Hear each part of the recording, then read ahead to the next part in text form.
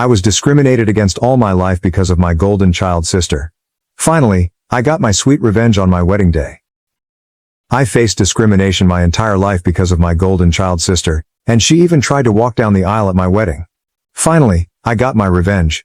My parents always favored my sister, and it was far from subtle. If she accused me of something, they'd believe her and punish me.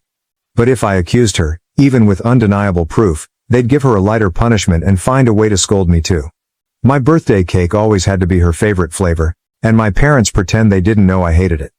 They always bought her more than me and took us where she wanted, even if it was supposed to be about me. My sister grew up spoiled and used me as a punching bag. At first, she mostly ignored me, but things got worse when we were teens. She ended up with no friends, and her behavior deteriorated. Did her friends move away or ditch her because she was mean? I don't know, because we were never close. My parents boasted about her achievements but never mentioned any issues, whereas they constantly highlighted my flaws as teasing material. I only knew she had no friends because we went to the same school, and I noticed she was no longer with people. Meanwhile, I was fairly popular. My sister realized this and suddenly turned me from an occasional punching bag to someone she needed to take down constantly. She started accusing me and my friends of more things. My parents stopped letting me hang out with anyone, with excuses like, "They're not good people according to your sister," or, "Why are you trying to leave us? Why can't you be like your sister and enjoy family time?" What saved me from complete isolation was my extended family. Most of them lived in the same hometown, and I got along well with my cousins despite some age differences. At one gathering, they invited me to something. I don't remember what, and I sadly replied that I wasn't allowed to go anywhere. When asked why, my kid self bluntly said it was because I wasn't allowed to have friends since my sister didn't have any. This got back to the adults, who apparently tore my parents apart later.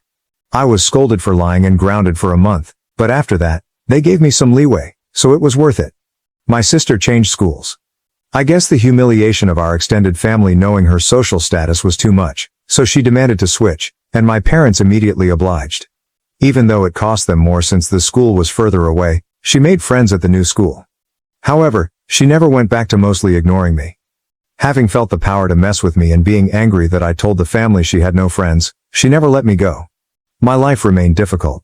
Her friends would come over and bully me, which my parents called light teasing. I never invited friends over because my parents were awful hosts, or my sister would accuse them of stealing, and my parents would believe her. I did become close to my cousins though, as my parents never dared to treat family that way. Then I got my first boyfriend. I didn't want to bring him home, but my parents insisted. At one point we were separated and he came to find me to tell me my sister was flirting with him. She came over in skimpy clothing, batting her eyelashes, and started telling him how bad I was and how good she was. He was irked and ran off to find me.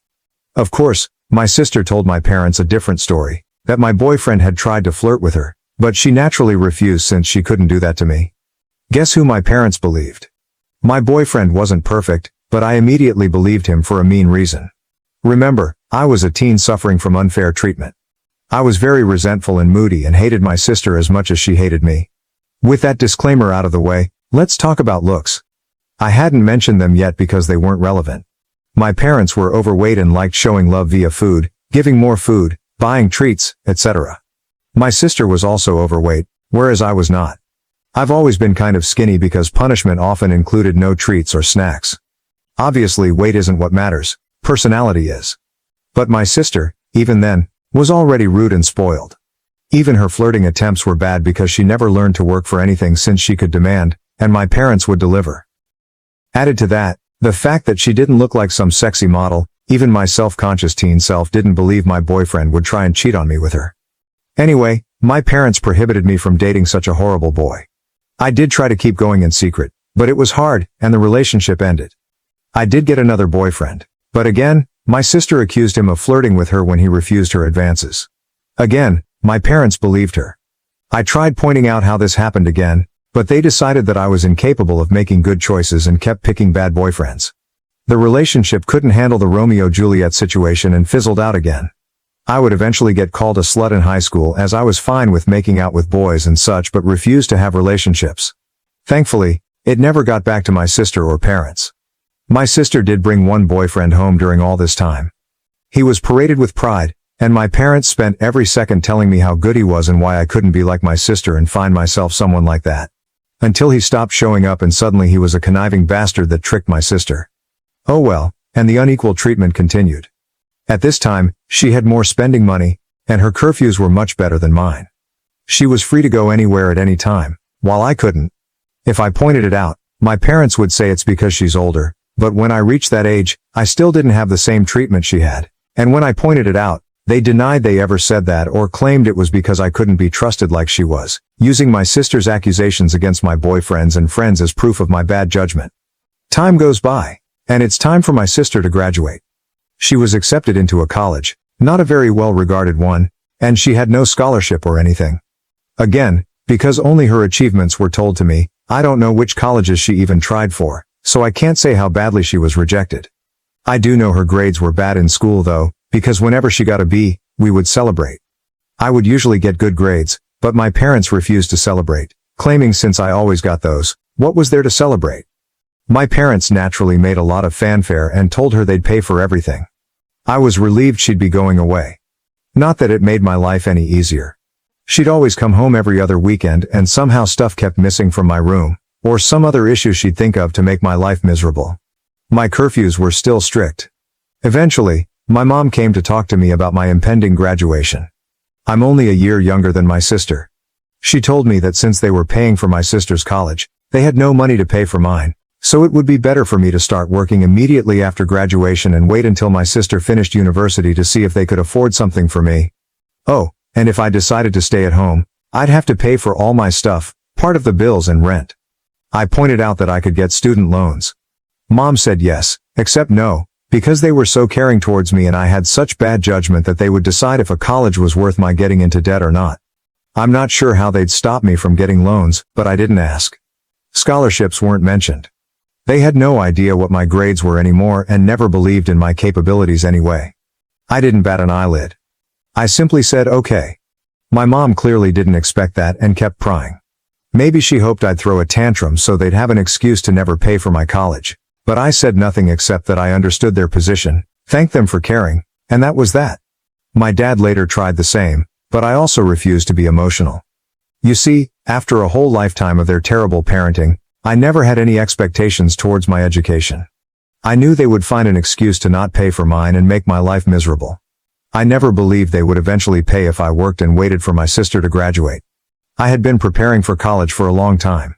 I could barely go out, my friendships were slim, so I had a lot of time to study. And study I did because I saw college as my only chance to be free. Well, the time came, and I worked my ass off and got a scholarship, not to anywhere like Ivy League or anything like law or medical school, but it was a good enough course in a decent college with a full scholarship. Knowing my sister would hate it and try to stop me via my parents, I put my achievement on social media at the same time I told them, even forcing myself to thank them in the post. Now they couldn't forbid me from going as they'd have to explain to the family why not. Initially, they were even a little proud and boasted about it, and then I guess my sister got to them and they changed gears and even asked me if I was sure I wanted to go. They let slip that my sister wasn't doing well in college, and since she was smarter and had better judgment than me, I'd suffer worse. I obviously stuck to my guns. They weren't happy but couldn't do anything. College was my savior. I started being happy. I still contacted my parents and visited on holidays and such, but since they refused to pay for anything, I could excuse not going a lot due to money. During this time, I avoided introducing any man to them, and my sister stopped going to college. I know she didn't graduate because, again, they'd have made a fanfare about it. She moved back home, paying no bills or rent, but it's different, my parents said, and started working at the same company as my mom, obviously thanks to my mom pulling strings. This was all presented to me as a point of pride. Almost there, I promise. I met my husband around this time. You know those people who say, if I were in that situation, I'd have done something. My husband is the type who actually does. I'm the type who is meek and a doormat in any situation and then can't sleep at night wishing I had done something, had thought of something witty to say, etc. I'm the person who can't help but cry when I'm angry. My husband is the guy who claps back immediately. He loves drama and loves to resolve it. He's the guy that if he doesn't immediately reply to a slight, you better start worrying because he won't forgive and forget. He's just doing something worse for revenge. He's the one who wanted me to post here and wanted to post on a nuclear revenge board too, but decided what we did wasn't nuclear. People were baffled that I got together with him, But just because I was incapable of acting like him due to my upbringing, it didn't mean I didn't like it. I love that my husband does what I can't, and he treats people well as long as they do the same to him. When we discussed marriage, we decided we didn't care much about the ceremony due to our budget, as we'd rather spend on a dream trip to Europe for our honeymoon. As for where to do it, since his family was spread out and mine was still mostly concentrated in my hometown, we decided to do it there. We weren't living too far off either, so we could take some long trips during the weekends to manage stuff. Plus, there was some work flexibility, so we could stay in my hometown for a bit too if needed. We sent out the engagement announcement and the save the date for a few months later. At this point, my parents naturally demanded to meet my man. I wanted to grow a spine and refuse, but was having a hard time. The distance had made me think maybe my parents weren't so bad. Well, my husband looked like I had canceled Christmas when I told him I would at least ensure they were never alone with him. See, he had been getting ready for this. He even bought a high-quality recorder he could hide in a pocket to record it all. He was stoked thinking of all the ways he could refuse my sister's advances, insult her, and then spread the recording of her attempts to my family. So off he went alone and excited to meet them, and came back later euphoric. Babe, you won't believe the awful things they wanted. Babe, we can screw them over so bad. There's so many possibilities. I was confused and wanted to hear the recording, but he smartly told me it was better to listen to him first or else I'd misunderstand him. Well, he went there, and instead of flirting, my parents and my sister sat him down. After some grumbling about not being okay with him, my judgment, etc., they proclaimed they were willing to pay for my wedding on one condition. My sister would walk down the aisle. My parents insisted that my sister would walk down the aisle at my wedding first, in a wedding dress. Their excuse was that it wasn't okay for a younger sister to marry first, so it was only fair if my sister at least had the experience of it, at my venue, with pictures being taken, in the dress, and she'd even have a cake later. My husband will now type his part. Hey, vengeful husband here. Hell hath no fury like a pro-revenge instant karma nuclear revenge lurker when his beloved is scorned. That said, as much as my wife, she's my wife now, paints me as this quick-witted dude, I admit my neurons all but short-circuited when those folks legit suggested that crap like some sort of great gift. Even Troy would rather take in the horse a second time, methinks. Alas, after my brain rebooted, I did have a whole list of insults ready to spew out, but something in my soul whispered in my ear like the devil, string these idiots along. So I said I needed to think, see how my wife, back then fiancée, would react, and then ran out of there before I could give away my nefarious plans. Back to me, the wife. So my husband sincerely recounted how my parents wanted even my wedding to be about my sister, with a grin on his face and the recording to prove it. I was shocked. The distance had softened how badly they treated me, and I thought even they wouldn't go so far. Thankfully, my husband insisting on the angle of revenge helped me not go to a bad headspace. We had a blast thinking up ways to screw them over, from ridiculously outlandish to what we thought was feasible. We then called his much more level-headed brother when we decided on a plan. It involved having 2 venue addresses, giving them the wrong one, etc. Well, the level-headed brother scolded us for it. While he acknowledged he would never be able to convince us to avoid retaliation, he at least showed us that something like that would be hard to pull off. Some of our other ideas were also at risk of getting us sued, so we eventually settled for the most benign plan. Act like we agreed, but then hire security and don't let her in. Obviously, if that was all, it wouldn't be pro-revenge. The rest is mostly my husband's doing, but he wants me to do the honors. So here goes. Just important to mention, everything he did was previously discussed with me, and they were our mutual ideas. He went back to my parents, said he probed and thought I wouldn't be down with it. However, he didn't see the issue and, not wanting the family to fall apart, would be down to help them do it. He pointed out that I don't like conflict, so if I was surprised with it, I might not throw a tantrum in front of all the people. On the other hand, marriage is a big thing, so who knew if I'd lash out? Thus, he suggested a compromise. They'd help pay for stuff. This way, I would feel even more pressure to not say anything, as not only would we be public with our families there, but I'd be grateful for the help they gave. He said my parents looked shocked, and my grown sister literally started skipping with joy like a kid, so it was accepted. Importantly, my husband also claimed that due to some bad judgment and past boyfriends, these words were all my idea, and I'm so proud of using their words against them. I was distrustful and controlling and liked to check his phone and stuff to ensure he wasn't cheating on me. As such, it was imperative that nothing of this plan was ever put in writing. For any discussion pertaining to my sister walking down the aisle before me, he'd go over to their house to talk. And so began the months of deception where my parents and sister thought they were tricking me, while my husband and I were milking them. Rather than paying for the wedding, they lay low. Of course, my parents wanted input in everything, including some things that meant a lot to me, like the songs and color palette. My husband would convince them to let it go to keep me in line, but since we never really cared for the ceremony to begin with, everything else was fair game. Or so they thought. Here's what we did. We'd go to check the drink and menu options and then accept the lowest or second lowest priced option. My husband would then secretly take my sister there to try it out and then sigh and say, "It's a pity we don't want to abuse my parents' goodwill, so we won't get the best options." Cue my sister demanding my parents pay for the best. My parents would then tell me not to worry and they'd pay for the most expensive option. The same was done with the photographer and flowers. My husband handed my sister a bouquet of the flowers we wanted and then sadly expressed how I wanted some other tasteless flowers. Cue my parents telling me they wanted us to go with said flowers and they'd pay for it. When it came to the wedding dress, we hit a minor snag. My parents wanted me to use a hideous dress. Okay, it wasn't outright hideous, but it wasn't my style and wouldn't look good on me. We had planned on saying yes and then simply not using it, but my mom sent me a message about it, so there'd be proof I said okay. We had to go with me refusing to text and standing my ground. My husband went over there and said he'd see what he could do. My sister suggested ruining my desired dress so I'd be forced to wear the other one. He pretended to agree. During all this time, they kept communications outside any text. We made sure that happened by having me reply to my sister when she tried messaging my husband.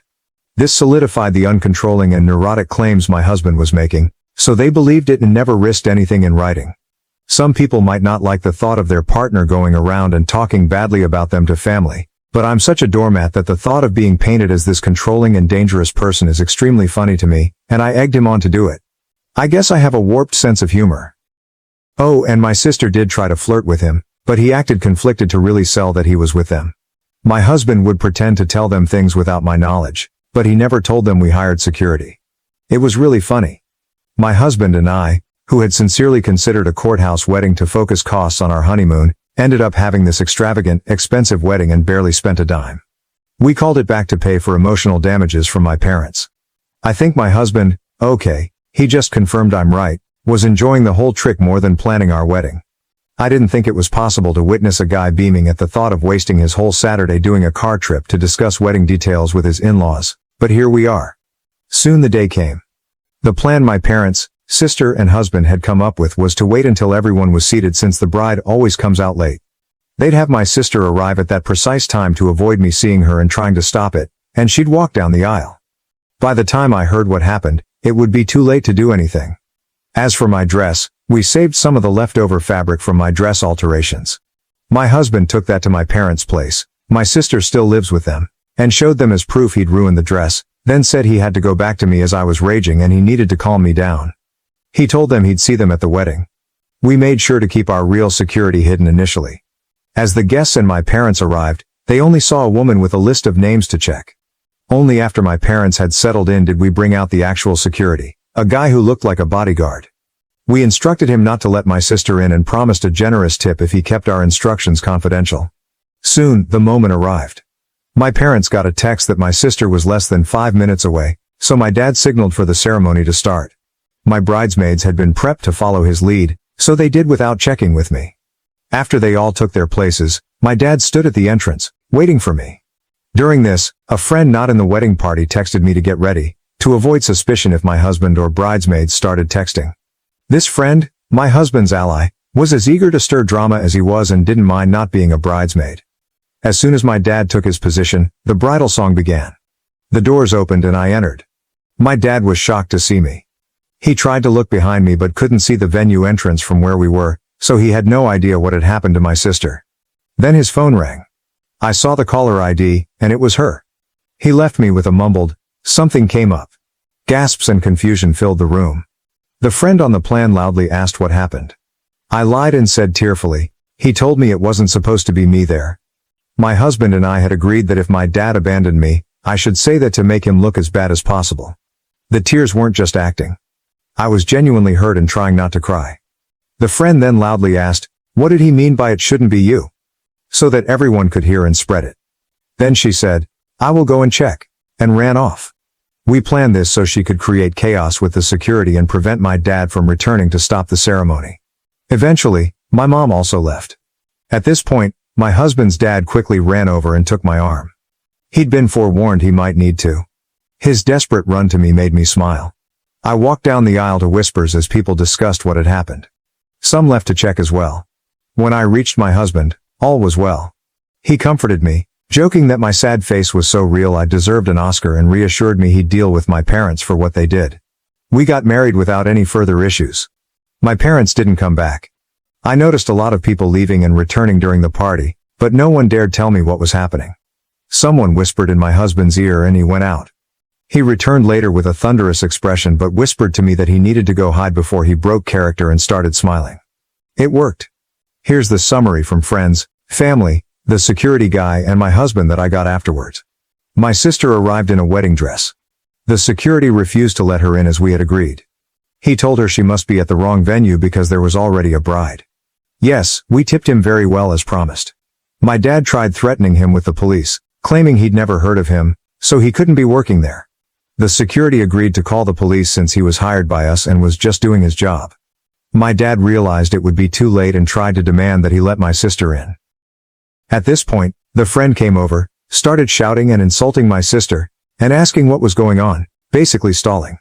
My mom soon arrived, followed by others. By then, the wedding plan was ruined. All my parents could do now was damage control, as everyone who learned about it was horrified they'd try to pull it off. People started screaming and berating them. The three naturally said it wasn't a secret and blamed my husband. When he was called over, my husband put on his best confused look and denied everything. To quote him, "Gaslight, gatekeeper, girl boss, LOL." He denied ever agreeing to such a ridiculous plan. When they insisted he demanded proof, and of course, they couldn't provide any. All the text exchanges they could show were about normal wedding decisions. My sister was scream-crying and apparently sat on the floor kicking her legs like a child. My dad looked like he wanted to hit my husband, but security and other people held him back. Naturally, they claimed they had no proof because my husband told them not to text. My husband laughed and said, "Wow, how convenient, huh?" Then he repeated, "Why would I ever agree to something so messed up?" He ripped into them about being terrible parents and said he wasn't going to let their stupid plans and lies ruin his wedding, then went back to me. No one believed them. The venue had cameras, but they wouldn't show me the recording as it was only for security purposes. However, some people filmed parts of it. Watching my parents and sister get torn apart by everyone who came out to see the drama was delightful. After years of being accused of things and not being believed, seeing them get a taste of their own medicine was one of the best wedding gifts. My mother was crying, my dad kept changing from purple to white, and my sister was still on the floor crying and screaming. They kept insisting that my husband was in on it, but people kept asking why he would agree, why there was no proof, and why they wanted my sister to do this at my wedding. They had no good answers. Eventually, they were told to leave and had no choice but to do so. My dad apparently had to drag my sister up as she refused to leave the ground. Again, people said nothing to me all night. I guess they wanted to spare me, and maybe it's because I was the bride and not just a guest for once, but it did feel like everyone was making an extra effort to be nice, positive, and excited about everything. My husband says all the expensive food and drinks they were eating certainly helped, LOL. We had a blast. My husband kept up the forced angry face for only a short while before breaking out in smiles again. After that, we went to the hotel to catch some sleep before heading off on our honeymoon. Speaking of which, my parents did try to pay for our plane tickets, but we thought that was risky as they could try to cancel them or something, so we refused. Since then the three of them have tried to contact me. I've refused calls because my husband insisted on keeping a paper trail, a smart move because my sister eventually messaged me. I won't repeat what she said as it was very unhinged and didn't make much sense, but the important part was that she blamed me for her humiliation. Called my husband a two-faced snake who fooled them for months. He wants to print and hang that on our wall, LOL, and hoped, but was also certain, that I'd get cheated on by him. She even suggested he was cheating on me with her. My husband took my phone, screenshot the call logs, my sister's messages and some messages from my parents demanding I pick up the phone, and sent it all to our family group chat. He also sent screenshots of messages to him where they called him names and threatened him, but he kept up the "you're delusional, I never agreed to anything" shtick and even threatened to sue them for defamation and harassment. He wrote a message in the group chat begging my family for help as I was now being harassed by them constantly. He pleaded with them to stop my parents and sister from ruining our honeymoon after they failed to ruin our wedding.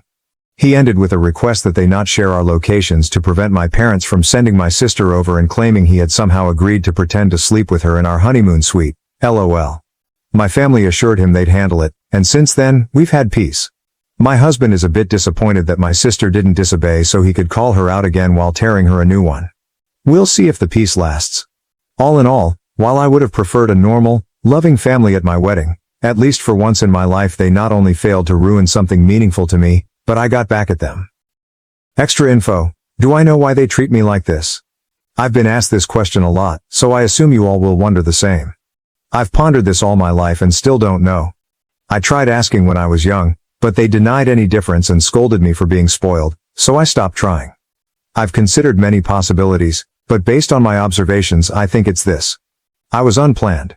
They took a while to have my sister, so she was not only wanted but also like a miracle child after so long. However, given our small age difference, I think they didn't expect to have another child so soon or easily and didn't use adequate protection after my sister's birth.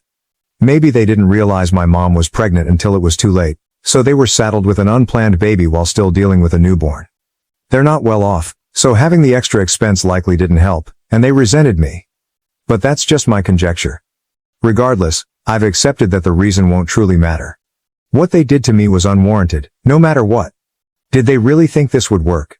My husband and I have a theory that they never intended to do this at all. We think my sister threw a tantrum over me getting married first when she barely gets dates, and they made my husband that outlandish proposition. They didn't want to pay for my wedding and didn't think we'd accept or that it would even look good for them to do it. By suggesting it and being refused, they could look like the good guys to my sister while having an excuse not to give me a dime.